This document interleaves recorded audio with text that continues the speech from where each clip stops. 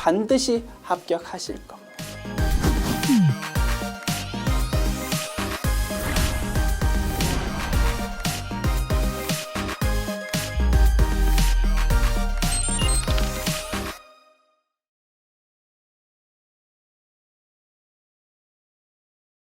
안녕하세요. 전산회계 1급 제108회 기출문제 이론편 보겠습니다. 문제 1번, 자기 주식을 취득가액보다 낮은 금액으로 처분한 경우 다음 중 재무제표상 자기 주식의 취득가액과 처분가액의 차액이 표기되는 항목으로 옳은 것은 자기 주식을 가지고 있다가 팔았는데 싸게 팔았답니다. 그러면 자기 주식 처분 손실을 회계 처리할 거고, 자기 주식 처분 손실은 비용은 아니더라, 그지? 자본에 해당하고 자본 중에서 어디로 분류된다고요? 자본 조정으로 분류된다고 했습니다. 정답은 4번. 문제 2번. 주식회사 전주는 주식회사 천안에 제품을 판매하기로 약정하고 계약금으로 제3자인 주식회사 철원이 발행한 당좌수표 10만 원을 받았다. 다음 중 회계 처리로 옳은 것은 주식회사 전주 입장에서 회계 처리하는 겁니다. 물건 팔 건데 계약금 명목으로 돈을 미리 받았답니다. 뭘로 회계 처리합니까? 대변을 선수금이라는 부채로 기록할 거고요. 차변은요. 주식회사 전주 입장에서는 주식회사 천안이든 주식회사 철원이든 어쨌든 타인 발행이다, 그지? 타인 발행 당좌수표를 받은 겁니다. 통화대용증권이므로 회계 처리할 때는 현금 계정 과목으로 회계 처리합니다. 그래서 정답은 1번이 되겠지. 맞습니까? 그래서 뭐 굳이 따져보자면 주식회사 천안이라는 회사는 주식회사 철원이라는 곳으로부터 당좌수표를 받아가지고 잠깐 가지고 있다가 그거를 우리한테 주식회사 전주한테 돈 대신 그렇게 넘겨주었다라고 분석할 수 있는 거지. 됐습니다. 문제 3번. 다음 중 기말 재고 자산을 실제보다 과대 계상한 경우 재무제표에 미치는 영향으로 잘못된 거는 아주 자주 물어보는 주제지요. 별거 아니지만 별표 쳐서 잘 개념 잡읍시다. 자, 재고자산 상품 계정 과목이라고 가정할까? 도소매기업의 상품 계정 과목에 대한 총계정 원장 봅니다. 자산입니다. 나의 자리 왼쪽. 기초금액 왼쪽에 적히고 단기 매입, 즉 증가한 거가 왼쪽. 감소하는 게 뭘 의미합니까? 매출 원가를 의미한다, 그지? 매출 원가 오른쪽. 기말 재고 오른쪽에 적힙니다. 그리고 마감되고 나면 왼쪽 합계 오른쪽 합계 똑같을 거다, 그지요? 기초 재고 플러스 단기 매입을 뭐라고 부릅니까? 판매 가능 상품이라고 부릅니다. 그 금액이 오른쪽 합계하고 똑같아지는 거고요. 그 판매 가능 상품을 기말 재고와 매출 원가라는 두 녀석이 나누어 먹는 구조다 이겁니다. 그러다 보니까 우리 산식으로는 이렇게 정리했다, 그지? 매출 원가라는 거는 결국 기초 재고 플러스 단기 매입에서 뭘 빼면 된다고? 기말 재고는 빼면 됩니다. 이렇게 산식으로 정리할 수 있었다. 여기서 기말 재고가 커지면 요 네모로 표시한 금액을 두 녀석이 나눠 먹는 구조에서 기말 재고가 커지면 매출 원가는 작아질 수밖에 없어. 산식으로는 요 기말 재고가 커지면 앞에 부호가 마이너스 붙어 있으니까 매출 원가는 작아질 수밖에 없어, 그지? 그렇게 관계를 정리할 수 있고, 그래서 단가 산정 방법에 따라서 결론값이 쭉 나오는데 순서를 정리했다, 그지? 그래서 그 순서 정리할 때 논리는 뭐였습니까? 기말 재고가 움직이는 방향하고 결국 당기순이익 움직이는 방향은 똑같더라 이겁니다. 왜? 기말 재고 커지면 매출 원가라는 비용이 작아지니까 수익 빼기 비용인 당기순이익은 커질 수밖에 없는 거다, 그지? 그래서 기말 재고 움직이는 방향이랑 당기순이익 움직이는 방향이 똑같다면 그런 거 우리 정리했고, 그거를 물어보는 문제다 이겁니다. 그러면 답 찾기 전에 우리 그럼 논리 정리해 볼까? 어디 적을까? 여기 적어볼까? 기말 재고 커지면 매출 원가는 작아지고 따라서 단기 순이익은 커지는 거야. 매출원가, 매출 총이익도 커지고 단기 순이익도 커지는 거야.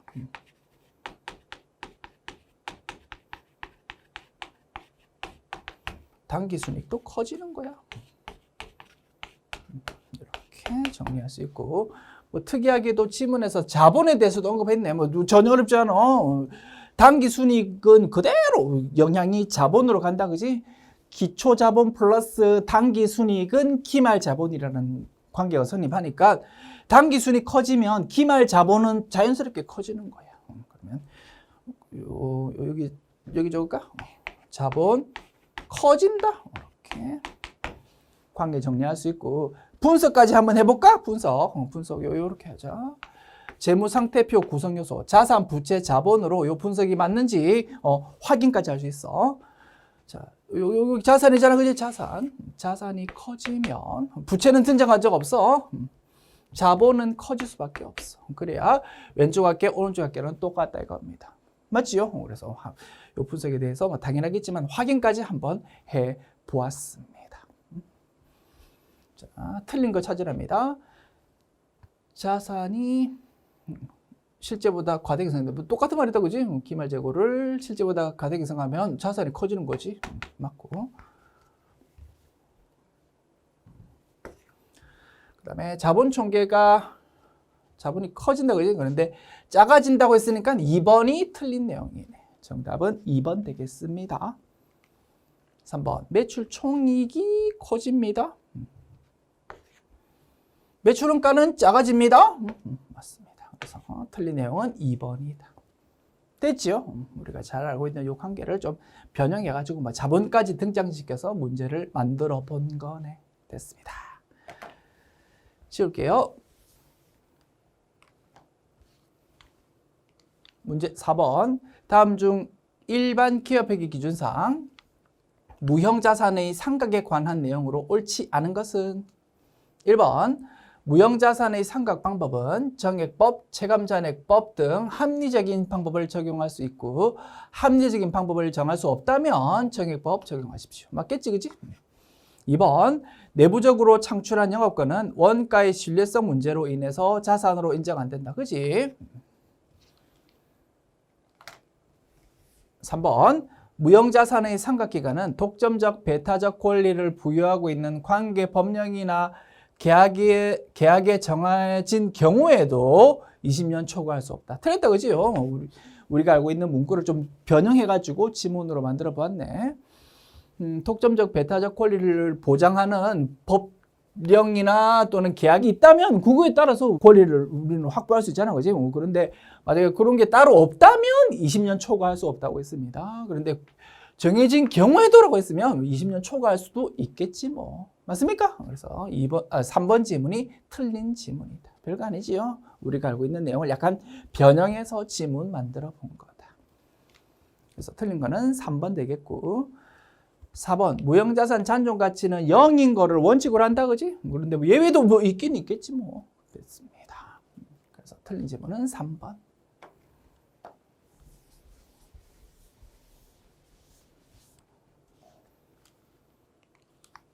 문제 5번. 다음 자료를 이용해서 단기 투자 자산 합계액을 계산하면 얼마입니까? 라고 했네요. 단기 투자 자산 의미는 뭡니까? 돈이 조금 남아 돌아가지고 잠깐 투자 목적으로 돈을 좀 어디 넣어놨다 이겁니다. 세 가지 구성 요소였다, 그지? 단기 금융 상품, 그다음에 단기 매매 증권, 단기 대여금, 그지? 이렇게 세 가지 구성 요소 합해서 단기 투자 자산이라고 이름 부르더라. 생각해보면 맞다, 그지? 잠깐 돈이 남아서 만기가 짧은 금융 상품을 좀 구입했다 이겁니다. 또는 단타 목적으로 유가증권을 구입했다 이겁니다. 또는 잠깐 누구한테 돈 빌려줬다 이겁니다. 이자 좀 받아 먹으려고 잠깐. 뭐 이런 게 단기 투자 자산이다. 찾아봅니다. 현금은 현금 및 현금성 자산일 거고요.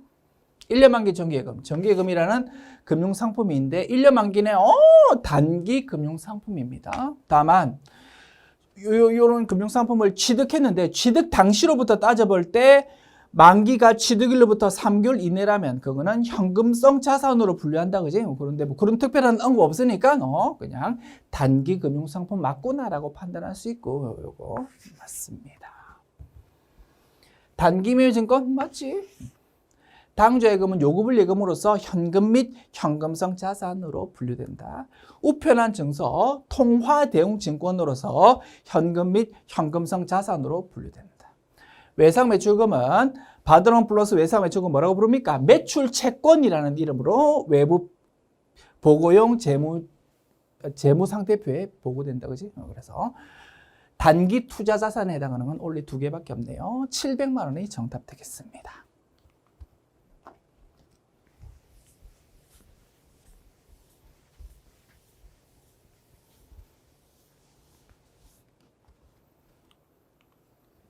문제 6번. 다음 중 비유동 부채에 해당하는 것은 모두 몇 개입니까? 자, 사채 비유동 부채 맞고, 그지?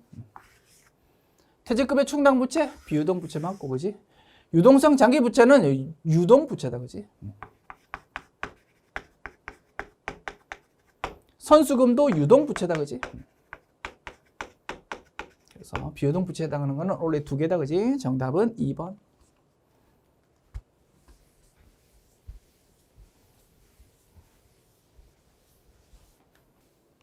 문제 7번 봅니다. 일반 기업회계 기준에 근거하여 다음의 재고자산을 평가하는 경우 재고자산 평가 손익은 얼마입니까? 라고 물었습니다. 비누랑 세제라는 재고자산이 있고요. 수량은 100개, 200개네요. 취득원가 나와 있고 순실현 가치 나와 있습니다. 순실현 가치랑 취득원가 비교한다, 그지? 순실현 가치가 취득원가보다 작아졌다? 요거는 평가 손실 기록합니다. 그와 달리 세제는 취득원가보다 순실현 가치가 높다, 그지? 이때는 가만히 있다 이겁니다. 맞습니까? 이런 논리를 저가법 논리라고 이름 불렀습니다. 그래서 순실현 가치가 취득원가보다 떨어진 부분에 대해서만 평가 손실을 기록해야 되고 얼마요? 한 개당 10,000원 손해받고 가격이 떨어졌다, 그지? 곱하기 100개 하면 100만 원 계산됩니다. 그래서 재고자산 평가 손실 100만 원에 대해서 회계 처리해야 된다라는 4번이 정답이고요. 재고자산 평가 손실은 어떤 계정 과목으로? 매출 원가라는 계정 과목으로 반영하는 것이다. 됐습니다.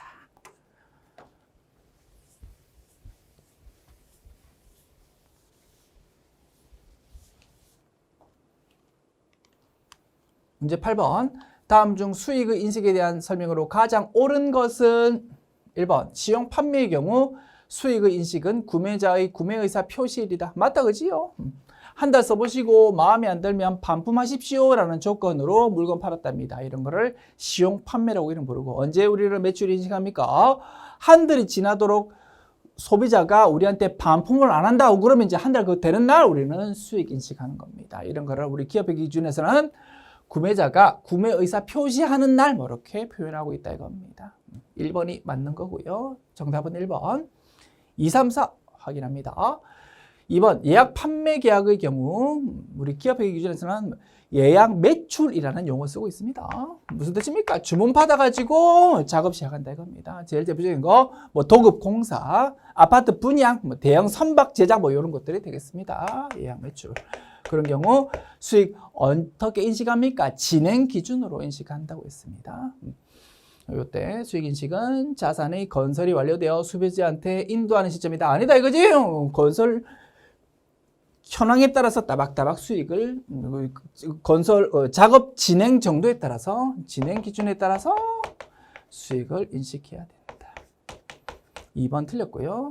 우리 교재 수록할 때는 기업회계 기준에서 사용하고 있는 용어 예약 판매 계약보다 예약 매출이라는 용어를 쓰고 있거든. 요 용어로 수정해서 교재에 수록하겠습니다.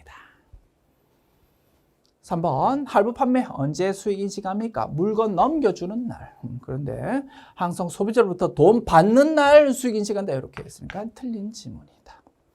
할부 판매 원칙적으로 소비자한테 물건 넘겨주는 날 인도일이 수익 인식일이고 아주 예외적으로 중소기업의 경우에는 돈 받는 날마다 따박따박 수익 인식하는 것도 인정되더라, 그지? 이런 거를 회수기일 도래 기준이라고 이름 부른다고 했습니다. 그거는 예외야. 원칙은 인도일이 원칙이다. 그런데 항상 돈 받는 날마다 따박따박 수익 인식한다고 했으니까 틀렸다 이겁니다. 4번 위탁 판매의 경우 수익 인식은 위탁자가 수탁자에게 제품을 인도한 시점이다. 아니다, 그지? 위탁 판매 의미는 뭡니까? 홈쇼핑에 우리 물건 좀 팔아주십시오라고 맡겨가지고 그 물건 파는 형태를 말하고요. 우리는 언제 수익 인식한다고? 홈쇼핑이 사람들한테 광고 잘해가지고 홈쇼핑이 우리 물건 팔 때 그때 우리는 수익 인식한다고 했습니다. 그런데 지문 내용은 우리가 홈쇼핑에 물건 팔아주십시오라고 물건 넘길 때 그때 수익 인식한다고 했으니까 틀린 지문이다 이겁니다. 그지요? 그래서 정답은 1번 되겠다.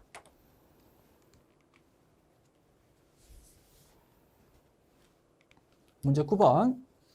단기의 원재료 매입액은 20억 원이고 기말 원재료 재고액이 기초 원재료 재고액보다 3억 원 감소한 경우 단기 원재료 원가는 얼마입니까? 라고 물었네요. 이런 문제 총계정 원장으로 푸는 게 제일 신속 정확합니다. 원재료 계정 과목에 대한 총계정 원장 작성해 봅니다. 원재료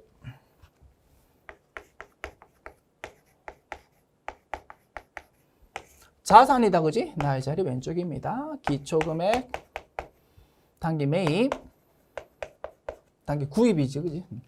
단기 구입이라고 표현할까? 그 다음에 사용하면 감소하겠고 기말 재고가 오른쪽에 적힐 겁니다. 왼쪽 합계, 오른쪽 합계는 똑같을 거고, 그지? 그리고 이 사용한 부분을 올해의 재료비다라고 이름 부른다 이겁니다. 맞지요? 자, 기초 단기 매입액이 구입한 게 20억 원이랍니다. 20억 원.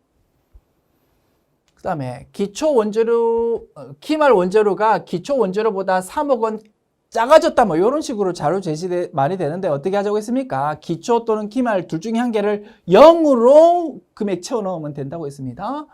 기말이 기초보다 더 작다고? 그러면 기말을 0으로 금액을 기입하고 기초는 그러면 3억 원이라고 3이라고 금액 채워 넣으면 되겠다, 그지? 됐습니다. 그러면 왼쪽 합계는 23이고요. 오른쪽도 23이 나와야 되는데 그러면 사용한 금액은 얼마가 됩니까? 23이지 뭐. 사용한 것이 올해의 재료비다 이겁니다. 정답은 3번 쯤입니다.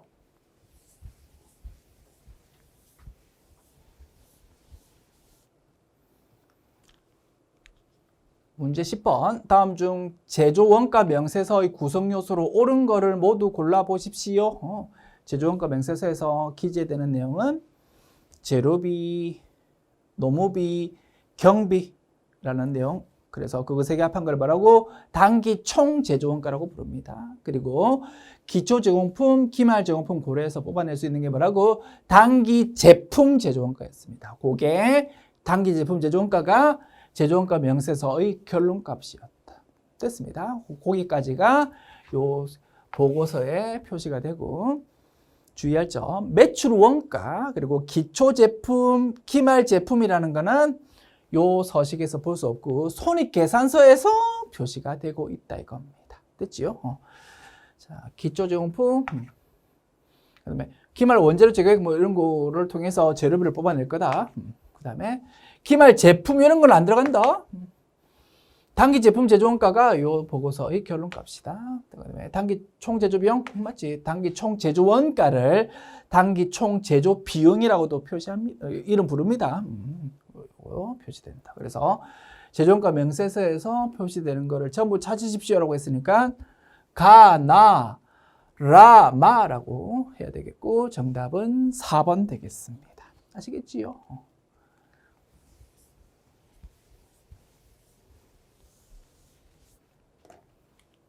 문제 11번. 당사는 직접 노무 시간을 기준으로 제조 간접원가를 배부하고 있다. 단기의 제조 간접원가 실제 발생액은 50만 원이고 예정 배부율은 직접 노무 시간당 200원이다. 단기의 실제 직접 노무 시간이 3,000시간일 때 다음 중 제조 간접원가 배부 차이로 오른 거는 뭐 워낙 자주 물어보는 주제다. 그지요? 정상 개별 원가 계산해서 배부 차이 구하는 문제입니다. 자, 예정 배부액은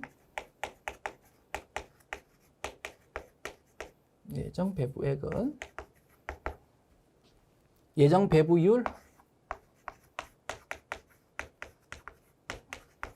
에서 예정 조업도가 아니고 실제 조업도 곱한다고 했다. 그지? 실제 조업도.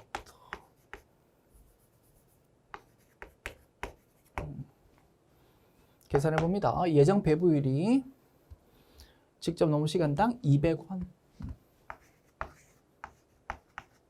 그다음에 실제 조업도. 실제 직접 노무 시간이 몇 시간? 3,000시간. 계산하면 200 곱하기 3,000. 60만 원 나옵니다. 오케이. 예정 배부액이고요. 60만 원. 실제 제조간접비가 얼마다고요? 50만 원. 그러면 10만 원만큼 배부 차이가 생겼고 배부 금액이 더 크다. 그지? 10만 원 과대 배부 이렇게 정리할 수 있겠네. 정답은 1번 되겠습니다.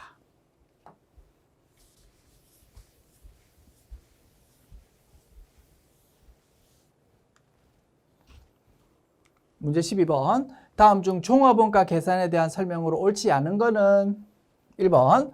각 공정별로, 프로세스별로 원가가 집계되므로 원가에 대한 책임 소재가 명확하다. 책임 소재? 뭐 그렇겠지 뭐.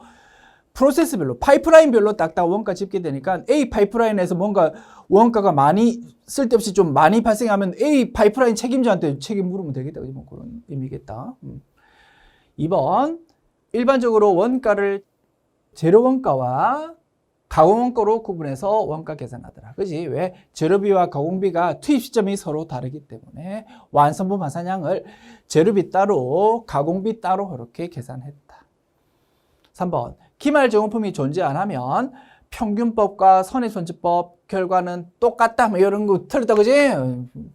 키워드. 기초제공품. 기초제공품의 기완성도를 어떻게 처리하냐에 따라서 평균법, 선의손질법으로 나눠지는데, 그지? 그래서 기초제공품이 아예 없다면 요 두 방법 결과는 똑같을 수밖에 없다 이겁니다. 그래서 기초제공품이 존재하지 않는 경우라고 해야 되는데, 그거를 기말 제공품이 존재하지 않은 경우라고 했으니까 3번 지문이 틀린 것이다. 됐습니다. 정답은 3번. 4번. 모든 제품 단위가 완성되는 시점을 별도로 파악하기 어렵기 때문에 인위적인 기간을 정해서 원가를 산정하는 거다. 그지?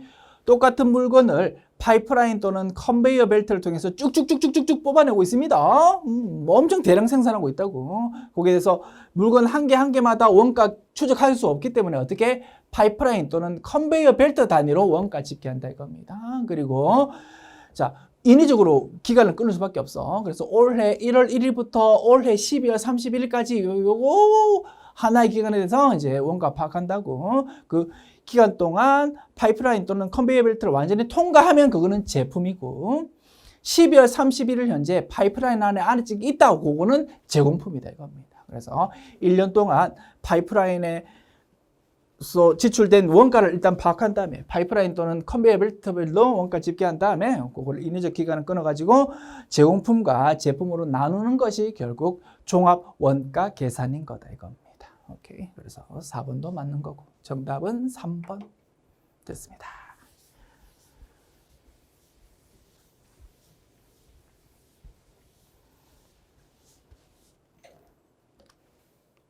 문제 13번. 다음 중 세금 계산서 발급 의무가 면제되는 경우로 틀린 거는 1번.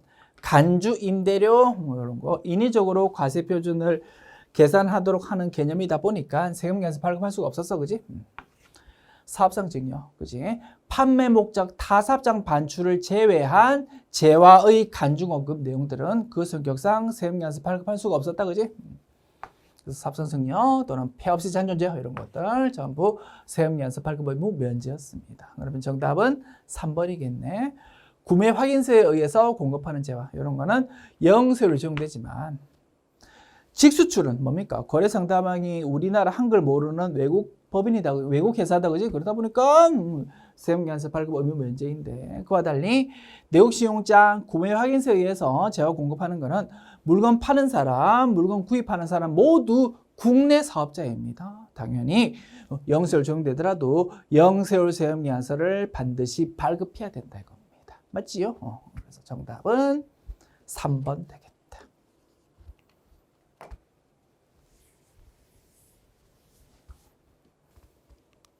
문제 14번. 다음 중 부가가치세법상 업종별 사업장의 범위로 맞지 않는 것은 1번 제조업은 최종 제품을 완성하는 장소 맞고요. 2번 사업장을 설치하지 않은 경우 사업자의 주소 또는 거소. 사업장이 만약 설치가 안 돼 있다. 아주 예외적이겠다. 그지? 그러면 할 수 없어. 사업자의 주소 또는 거소를 사업장으로 볼 수밖에 없겠지. 3번 운수업은 개인의 경우 사업에 관한 업무를 총괄하는 장소다. 이렇게 주제했네. 운수업 우리 시험에서 그렇게 중요하지 않은데 진짜 중요한 업종은 건설이 맞다. 그지? 건설업. 그 다음에 운수업도 마찬가지. 운수업. 그 다음에 부동산 매매업.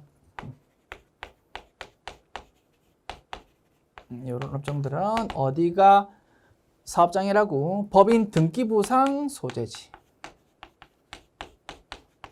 소재지. 즉 법인 본점을 말한다 이겁니다. 그래서 뭐 현대건설 말했다 그지? 현대건설 본점이 서울에 있잖아. 건설 현장으로 따지면 그지? 뭐 부산에도 건설공사하고 있고 뭐 대전에도 건설공사하고 있고 뭐 그럴 수 있겠지만 사업장을 어디로 본다고? 본점 고기를 사업종으로 본다고 했습니다. 운수업, 부동산 매매업도 마찬가지. 운수업 어디? 법인의 경우 법인 등기부상 소재지, 즉 법인 본점을 사업장을 하고, 개인이라면 뭡니까? 사업에 관한 업무를 총괄하는 장소가 되겠지 뭐. 맞습니까? 맞는 내용. 1, 2, 3번 맞으니까 4번이 틀렸겠습니다. 4번. 부동산 매매업 마찬가지. 건설업, 운수업과 마찬가지로 법인의 경우 법인 등기부상 소재지 되겁니다. 그런데 부동산의 등기부상 소재지라고 했으니까 틀렸다 그지? 부동산 등기부상 소재지는 뭘 의미합니까? 토지, 건물이나 부동산은 부동산마다 주인이 누구인지라고 적혀 있는 거는 부동산 등기부 등본이 있거든. 부동산 한 개 한 개마다를 각각의 사업종으로 본다라고 해석할 수 있는데 그게 아니다 이겁니다. 부동산 매매업이라고 그냥 본점이 사업장인 거야. 그와 달리 부동산 임대업은 어디가 사업장이었습니까? 부동산 등기부상 소재지. 즉 부동산 임대업 하는 회사가 있습니다. 건물이 서울에도 있고 부산에도 있습니다. 그래서 각각 임대를 받아먹는다고 사업장을 뭘로 본다고? 부동산 한 개 한 개마다 별도 사업장으로 보는 거다. 맞지요? 그래서 부동산 등기부상 소재지를 사업장으로 한다라고 하려면 업종이 뭐라고? 부동산 매매업이 아니라 부동산 임대업이 돼야 되는데 4번이 그래서 틀린 지문이다 이겁니다. 됐습니다. 그래서 정답은 그지? 정답은 4번.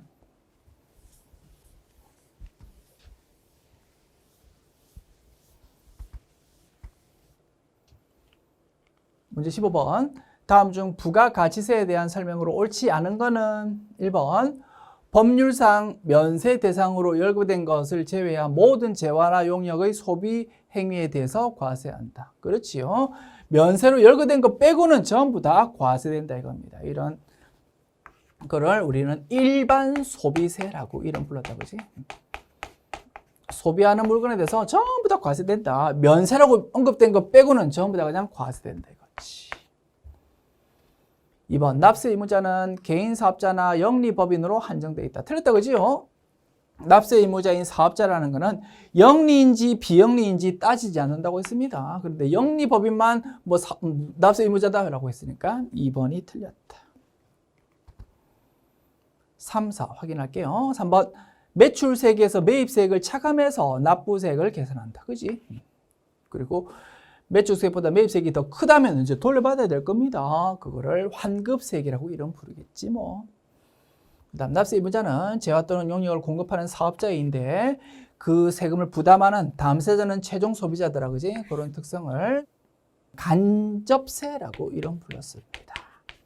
신고 납부하는 사람이랑 그 세금 부담하는 사람이 서로 다르다라는 의미였다. 맞지요? 굉장히 중요한 특성이었다. 그래서 정답은 2번 되겠습니다. 지금까지 제108회 기출문제 풀어보았습니다. 수고하셨습니다.